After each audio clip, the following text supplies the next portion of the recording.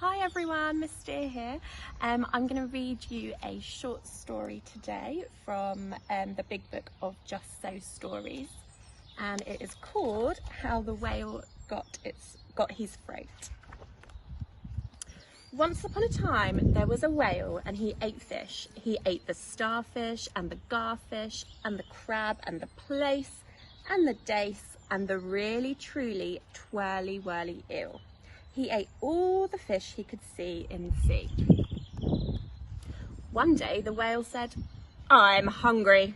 There was now only one small fish left in the sea, and he said, "Noble and generous whale, have you ever tasted man?" "No," said the whale. "What's it like?" "Nice," said the fish. "Nice, but nubbly." "Then fetch me some," boomed the whale. "One at a time is enough," said the clever fish, and he told the whale where he could find a man. So the whale swam and swam as fast as he could swim.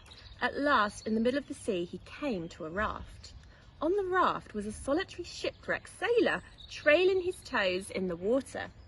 He wore blue trousers held up with braces, and he carried a knife, and they were the only things he had left in the world. The whale opened his mouth back and back and back till it nearly touched his tail, and he swallowed the sailor in his blue trousers and braces and his raft and his knife. Gulp! He swallowed them all down to his warm, dark inside cupboards. Then he smacked his lips and turned round 3 times on his tail. But as soon as the sailor found himself inside the whale's warm, dark inside cupboards, he thumped and he bumped and he stumped and he jumped and he hit and he bit and he banged and he clanged and he hopped and he dropped and he danced hornpipes where he shouldn't.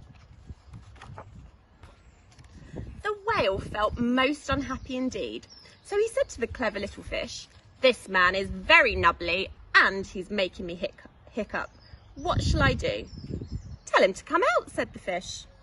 So the whale called down his own throat to the sailor. "Come out and behave yourself. I've got hiccups." "No," said the sailor. "Take me home and I'll think about it." And he began to dance more than ever. "You'd better take him home," said the clever little fish. So the whale swam and swam and swam with both flippers and his tail as hard as he could with his hiccups. Hiccup! But while the whale was swimming, the sailor took his knife and cut up his raft to make a little square grating all running crisscross. He tied it firm with his braces and he wedged that grating good and tight into the whale's throat, and there it stuck. At last the whale saw the shore, and he rushed halfway up the beach and opened his mouth wide and wide and wide and said, "We're at your stop. Time to go." The sailor stepped out onto the beach and went home, where he married and lived happily ever after. But before he went, he waved goodbye to the whale and sang, "By means of a grating, I've stopped your eating." The clever little fish went inside and hid himself in the mud, just under the door of the equator. Shh!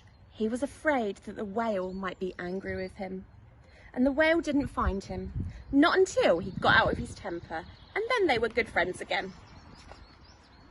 From that day on, the grating in the whale's throat, which he could not cough up nor swallow down, stopped him eating anything except very, very small fish.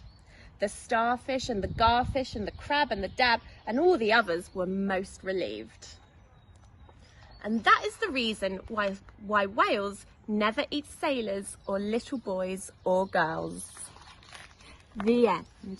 Hope you enjoyed our story time, everybody. I'm missing you all lots, and our lovely school lots and lots, but I do hope you're having some lovely fun with your families and enjoying the Easter break. Bye.